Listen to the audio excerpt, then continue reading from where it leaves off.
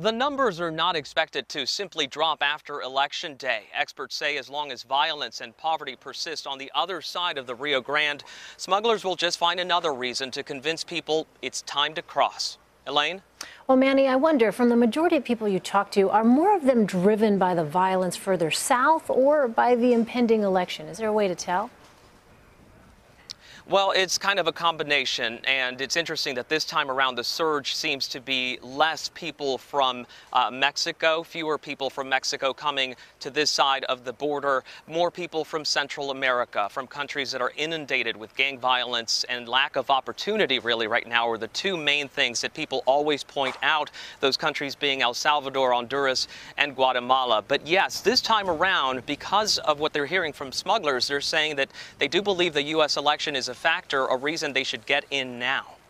And how is the Border Patrol reacting to the increase in people crossing over?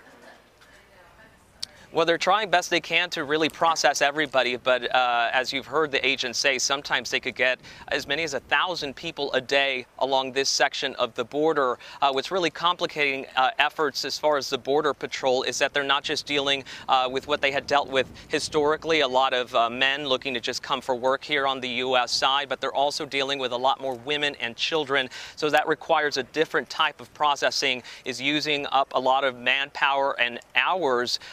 They're not able to get everybody quickly to these detention centers. Some people have to be released to their families, and that's what you're seeing, is that a lot of people are simply put into those ankle monitors and told to report to court in a few months, maybe even years. And it's not known exactly how many of those people will actually do so, and how many of those cases will actually receive the asylum that they are seeking. And Manny, how has this spike in people crossing affected the surrounding area? Well, people in these parts of Texas are used to seeing a surge every now and then. We have heard from ranchers that they are seeing more litter, more garbage on their property, which is a sure sign that clearly there is a surge of undocumented immigrants coming through these parts. A lot of these immigrants at this point are people who are looking for Border Patrol. They want to turn themselves in because they've heard that they may be released to relatives while they wait those asylum hearings. You know, we have a case here where a lot of people are not sensing necessarily any fear from the mothers and children that are crossing, but also sensing that there needs to be something done to secure the border and also to streamline the process for getting these people asylum or sending them back to their home countries. All right, Manny, fascinating look at what's really happening there at the border. Manuel Bajorquez is reporting. Manuel, thank you.